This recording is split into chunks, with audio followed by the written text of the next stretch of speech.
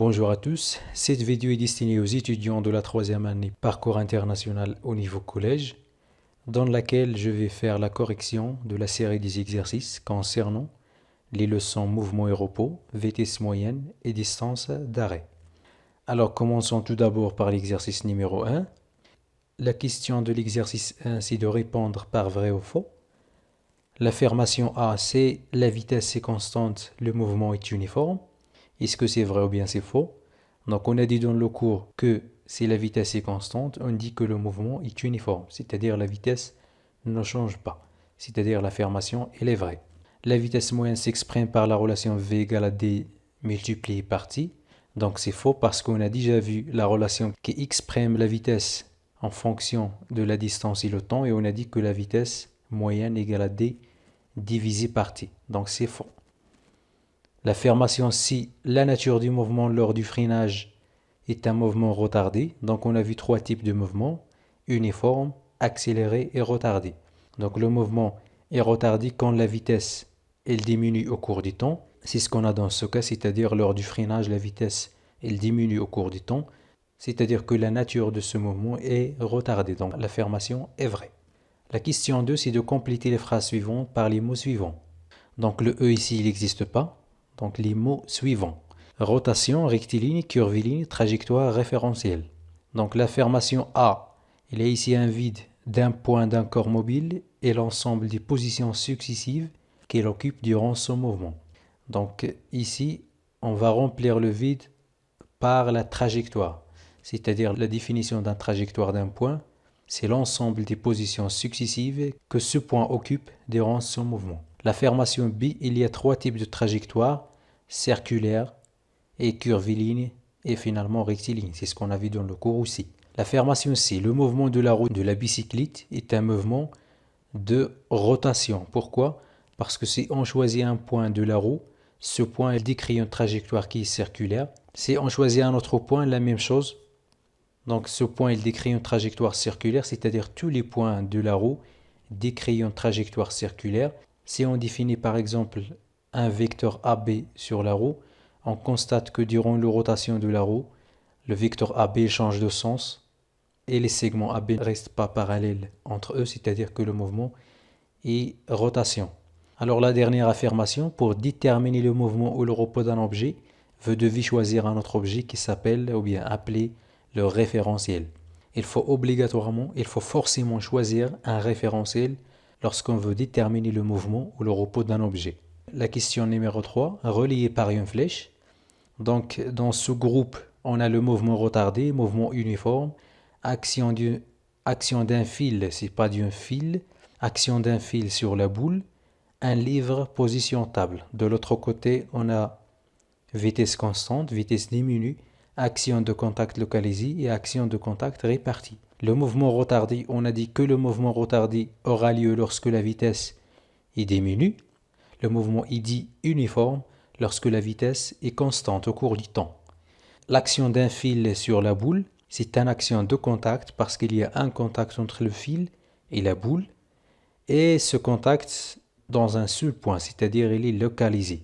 Donc c'est une action de contact localisée. Un livre posé sur une table, c'est une autre action de contact parce qu'il y a un contact entre l'acteur et le receveur, c'est-à-dire entre le livre et la table, mais ce contact se fait dans une surface, c'est-à-dire un ensemble de points. Alors c'est une action de contact répartie. On passe à la question 4, c'est de choisir la bonne réponse.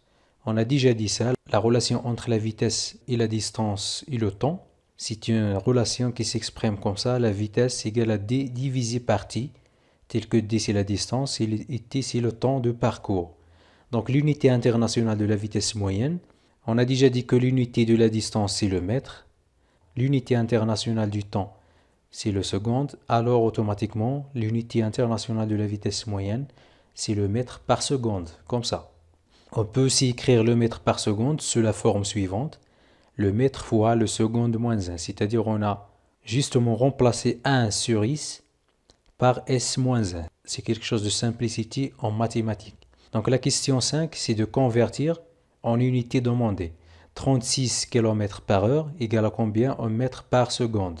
Donc on a déjà dit dans le cours à la classe que pour convertir le kilomètre par heure en mètre par seconde, on divise tout simplement par 3,6. Donc c'est 36 divisé par 3,6 égale automatiquement 10 mètres par seconde. C'est logique parce que 36 km par heure égale à 10 mètres par seconde. Donc 15 mètres seconde moins 1 égale à combien mètres par seconde? On a déjà dit que le mètre fois seconde moins 1 c'est la même chose que le mètre par seconde. Donc le 15 ne change pas, c'est-à-dire 15 mètres par seconde. 13 km par heure égale à combien kilomètre heure moins 1? Le kilomètre heure moins 1 c'est la même chose que le kilomètre par heure, donc c'est 13. 120 km heure moins 1 égale à combien mètre seconde moins 1? C'est la même chose que la première conversion, c'est-à-dire de convertir kilomètre par heure, qui est le kilomètre heure moins 1, en mètre par seconde, c'est-à-dire en mètre seconde moins 1. Donc il faut diviser forcément par 3,6. Donc 120 divisé par 3,6, on trouve directement 33,33 mètres seconde moins 1.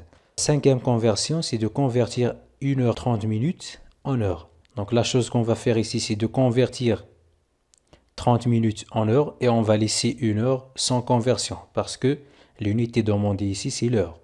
Donc c'est 1 heure plus 30 divisé par 60. Pourquoi j'ai fait 30 divisé par 60? Parce que 30 minutes, lorsque je veux la convertir en heure, il faut évidemment diviser par 60. C'est-à-dire je trouve 1,5 heure, c'est logique. Parce que 1 heure 30 minutes, c'est 1 heure et demie, comme ça. 1 heure 45 minutes égale à combien? 1 minute. Maintenant, je vais convertir 1 heure en minute et je vais laisser 45 minutes, comme ça, sans conversion. Parce que l'unité demandée, ici, c'est la minute. Donc 1 heure en minute, c'est multiplié par 60, plus 45 minutes égale à 105 minutes. 34 minutes égale à combien en heure? Je vais tout simplement diviser par 60, comme ça, et je trouve 0,57 heures.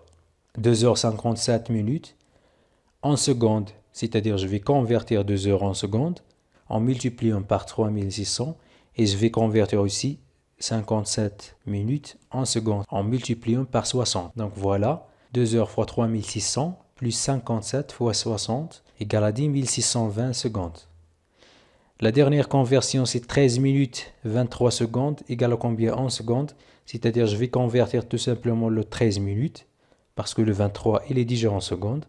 C'est-à-dire 13 fois 60 plus 23 égale à 803 secondes.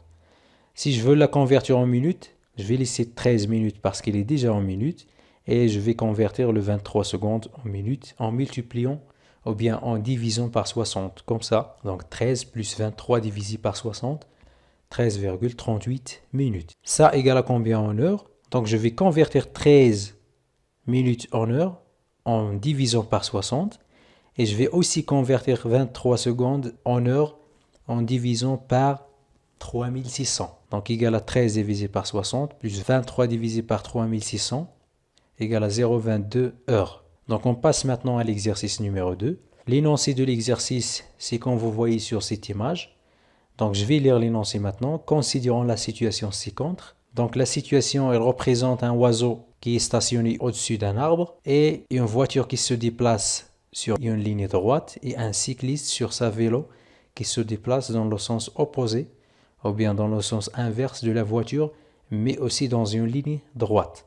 Donc quel est le type du mouvement de la voiture? On va étudier ici la voiture.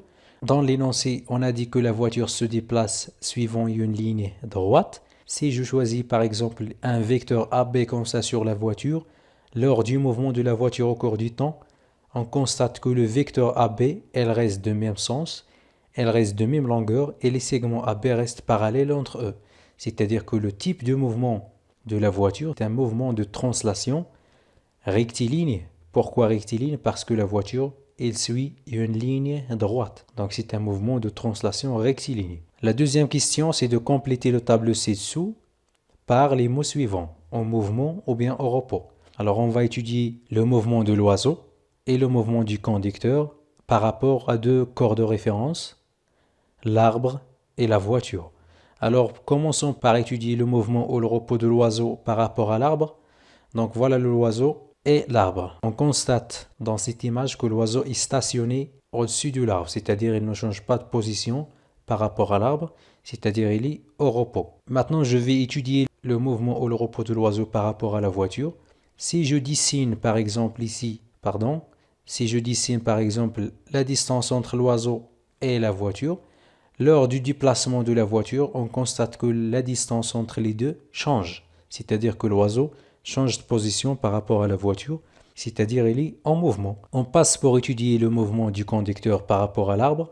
Donc le conducteur à l'intérieur de la voiture et l'arbre ici. Donc la distance entre le conducteur et l'arbre sera changée lors du déplacement de la voiture, c'est-à-dire il est en mouvement. Pourquoi? Parce que le conducteur change sa position par rapport à l'arbre. La dernière chose, c'est le mouvement ou le repos du conducteur par rapport à la voiture.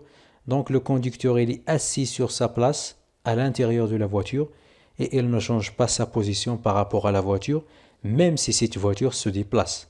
Donc il est au repos. Et une voiture se déplace avec une vitesse constante V égale à 108 km par heure, c'est-à-dire c'est la vitesse moyenne de la voiture. Donc la question numéro 3, c'est d'exprimer la vitesse de la voiture en mètres par seconde. On a déjà dit ça et on va le répéter maintenant. On a dit que pour convertir le kilomètre par heure en mètres par seconde, il suffit de diviser par 3,6. Donc 108 divisé par 3,6. Avec un calcul simple, on va trouver V égale à 30 mètres par seconde. C'est-à-dire que cette voiture parcourt 30 mètres chaque seconde. C'est-à-dire sa vitesse moyenne en unité internationale, c'est la suivante. Alors on passe à la suite. Bien que cette voiture se déplace sur une route par la même vitesse V égale à 108 km par heure, c'est-à-dire 30 mètres par seconde, le conducteur voit un chat à environ 80 mètres. C'est-à-dire il a aperçu un chat dans la route à environ une distance qui est égale à 80 mètres. Le conducteur a appuyé sur les freins et la voiture s'arrête après avoir parcouru 56 mètres. La question 4 de l'exercice, c'est de calculer la distance de réaction en mètres, sachant que le temps de réaction est TR égale à 1 seconde. On constate bien ici que le temps de réaction il est normal, parce qu'il n'est pas supérieur à 1 seconde. Donc c'est un conducteur qui est dans un bon état. Alors, on a la relation qui exprime la distance de réaction en fonction de la vitesse et le temps de réaction, c'est la suivante. dr égale à V multiplié par TR. Il faut absolument prendre cette relation par cœur parce qu'elle est très importante. Si vous n'avez pas appris cette relation par cœur, vous ne pouvez pas répondre à cet exercice. Alors voilà, on va faire l'application numérique. Et on a les données, ce sont les suivants. V égale à 108 km par heure. On a déjà converti ça en mètres par seconde et on a trouvé le résultat suivant. Et le TR égale à 1 seconde, comme ça, dans l'énoncé. Alors, application numérique, on va multiplier 30 mètres par seconde fois 1 seconde et on va simplifier par le seconde parce qu'il se répète. Et le résultat qu'on va trouver sera en mètres. Donc voilà, dr égale à 30 mètres. La question 5, c'est de calculer la distance d'arrêt DA. Alors, on a déjà vu dans le cours la relation qui exprime la distance d'arrêt en fonction de la distance freinage et la distance de réaction. Comme ça, DA égale à DR plus DF. Donc, le DF égale à 56 mètres, comme vous voyez ici. Et le DR, on a déjà calculé ça dans la question précédente. On va faire tout simplement une application numérique et on va trouver le résultat suivant. D égale à 30 mètres plus 56 mètres égale 86 mètres. Est-ce que la voiture frappe, c'est-à-dire entre en collision avec le chat ou non? Et justifier ta réponse.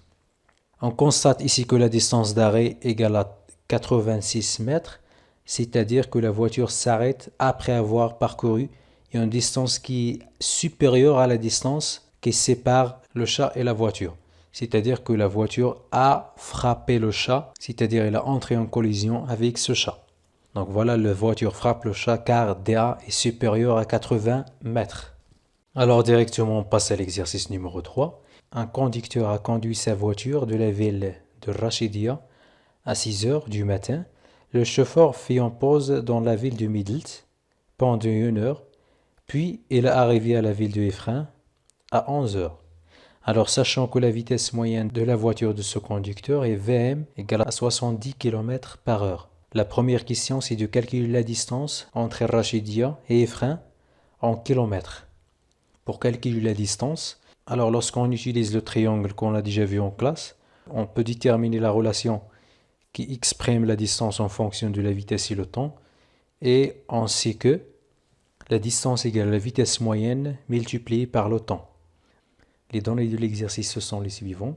On a la vitesse moyenne égale à 70 km par heure et le temps de parcours de cette voiture égale à 4 heures. Pourquoi? Parce que le temps de parcours, c'est l'heure d'arrivée moins l'heure initiale. Donc l'heure d'arrivée, c'est 11 heures, moins l'heure initiale, c'est 6 heures, moins l'heure de pause. Donc il ne faut pas oublier d'éliminer le temps de pause. Donc le temps de pause ne sera pas entré dans les calculs. Donc si je fais ce calcul, je trouve que le temps de parcours égale à 4 heures. Donc je peux maintenant faire l'application numérique et je trouve que D égale à V fois T, c'est-à-dire 70 km par heure multiplié par 4 heures. Je vais simplifier par l'heure et il reste 280 km. Si la distance entre Rachidia et Midelt est D égale à 140 km et la vitesse moyenne de la voiture VM égale à 70 km par heure, quelle est l'heure d'arrivée à Midelt? Donc l'heure d'arrivée, c'est-à-dire il nous demande de calculer le temps. Donc la même chose, lorsque j'utilise le triangle, je peux déduire la relation qui exprime le temps en fonction de la distance et la vitesse moyenne, comme ça. Le temps égale à la distance divisé par la vitesse moyenne. Avec un calcul simple, application numérique, la distance est 140 km, la vitesse moyenne c'est 70 km par heure, je vais simplifier par le kilomètre et je trouve 2 heures. Donc le temps de parcours c'est 2 heures. Donc la voiture il a fait son départ à 6 heures. Donc l'heure d'arrivée c'est 8 heures, c'est-à-dire 6 heures plus 2 heures du temps de parcours, c'est-à-dire 8 heures. Alors c'était 3 consignes de sécurité routière. Donc les 3 consignes, nous avons déjà vu ça au cours. Donc il faut respecter les limitations de vitesse ainsi que les panneaux de signalisation. Il faut aussi ne pas utiliser un téléphone portable en conduisant.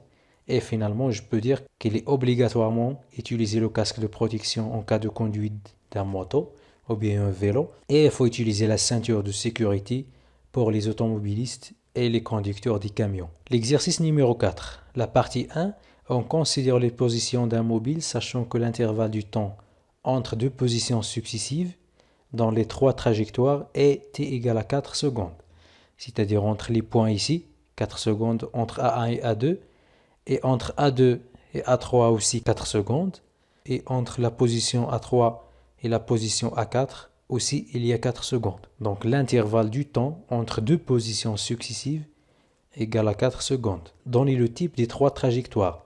Alors on constate ici que les trajectoires sont rectilignes, donc il n'y a pas de déviation. Les 3 trajectoires sont tous rectilignes. Alors donnez la nature de chaque mouvement. Alors pour le mouvement de la trajectoire 1, on constate ici que la distance elle reste constante au cours du temps. Alors l'objet qui se déplace ici, il parcourt des mêmes distances dans des mêmes intervalles du temps. La nature du mouvement dans la trajectoire 1, c'est un mouvement uniforme. Voilà, le mouvement 1, c'est uniforme. On passe au mouvement 2. Le mouvement 2, on constate que l'objet qui se déplace, il parcourt des distances qui augmentent au cours du temps. Donc la distance de A1 vers A2, il est inférieur à A2 vers A3.